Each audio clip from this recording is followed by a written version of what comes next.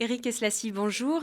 Vous êtes responsable de la filière entrée à Sciences Po de la Prépa Orlum, mais aussi coordinateur de l'ouvrage pour les éditions Sulirama, la Bible de Sciences Po et des IEP de province. Alors avec vous aujourd'hui, nous allons aborder l'épreuve d'histoire au concours Sciences Po Paris sous l'angle de la réussite. Comment préparer et réussir cette épreuve?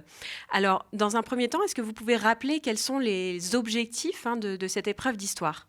Oui, un correcteur, lorsqu'il a sa copie d'un étudiant qui souhaite rentrer à Sciences Po Paris, a un certain nombre de critères d'exigence qu'il souhaite retrouver.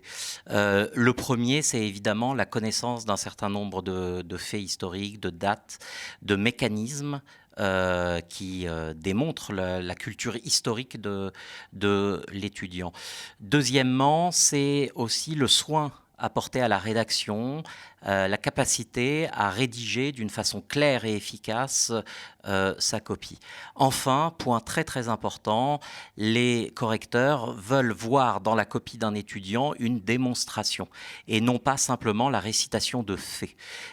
C'est vraiment un point important, je me répète, les candidats ont tendance à croire qu'il suffit de connaître leur cours pour réussir le concours. En réalité, disserter notamment, c'est en aucun cas réciter, c'est démontrer, c'est argumenter. Alors, si je résume, la culture historique, la qualité rédactionnelle et la capacité à faire une démonstration. Comment est-ce qu'on se prépare à ces trois aspects? Alors d'abord, il faut se préparer bien en amont. Il est très important que les candidats qui veulent rentrer à Sciences Po Paris définissent leur projet dès la classe de première. Pour deux raisons. D'abord parce que ça donne le temps de se préparer, de s'entraîner. Et plus on s'entraîne, plus on a de chances de réussir le concours. En fait, plus on a de chances de ne pas être déstabilisé par un sujet qui serait un tant soit peu original. Et deuxième argument très important, c'est que le programme du concours en histoire provient du programme d'histoire dans les filières générales. Donc la première chose, c'est définir son projet dès le début de la classe de première. Deuxièmement, je l'ai déjà dit, s'entraîner. Et ça veut dire faire des sujets, les proposer à des enseignants pour qu'ils puissent les corriger, par exemple dans le cadre d'une classe préparatoire, de façon à pouvoir être guidé dans les efforts qu'il y a à faire pour rendre une copie qui soit satisfaisante au concours.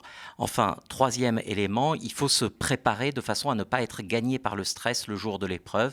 Et il n'y a qu'une façon de le faire, c'est répéter les efforts et donc faire des concours blancs. Et le jour de l'épreuve, justement, est-ce qu'il y a une méthodologie particulière à appliquer puisque l'épreuve consiste en 2 exercices, il faut pouvoir gérer son temps? Oui, alors nous, ce qu'on préconise, c'est de ne pas dépasser 2 heures et demie pour la dissertation ou 1 heure et demie pour l'analyse de documents, de façon à bien répartir son temps entre les deux exercices. Si vous voulez, je vais me focaliser sur la question de la dissertation qui, je crois, réclame une méthodologie bien particulière le jour de l'épreuve.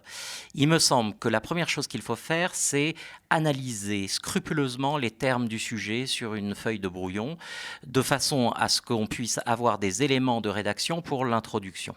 Une fois qu'on a cela, contrairement à ce que beaucoup d'étudiants pensent, il faut se pencher sur la conclusion. La conclusion est l'exacte réponse de l'introduction. Une fois qu'on a ces éléments de conclusion, on peut réfléchir toujours au brouillon sur un plan détaillé, essayer d'alimenter son développement. Ensuite, lorsqu'on passe à la rédaction, il faut rédiger son introduction et immédiatement, c'est un conseil que nous donnons dans l'ouvrage, et immédiatement rédiger sa conclusion de façon à pouvoir la glisser dans sa copie à la fin de l'épreuve si on n'a pas le temps de finir. C'est un point très important pour les candidats qu'ils comprennent que finir une dissertation par une conclusion apporte beaucoup plus de points que de donner le dernier argument de la deuxième ou de la troisième partie. Et est-ce qu'il y aurait, à l'inverse, des pièges à éviter? Oui, être submergé par le stress, c'est le point fondamental. Se dire que si on s'est préparé sérieusement, il y a nécessairement un moment ou un autre dans sa préparation une épreuve très proche de celle qui est proposée lors du concours, qui a déjà été examinée. Les sujets ne sont pas le nombre de sujets potentiels n'est pas infini. Par conséquent, se rassurer en se disant que forcément, on a perçu des thématiques qui seront utiles le jour du concours.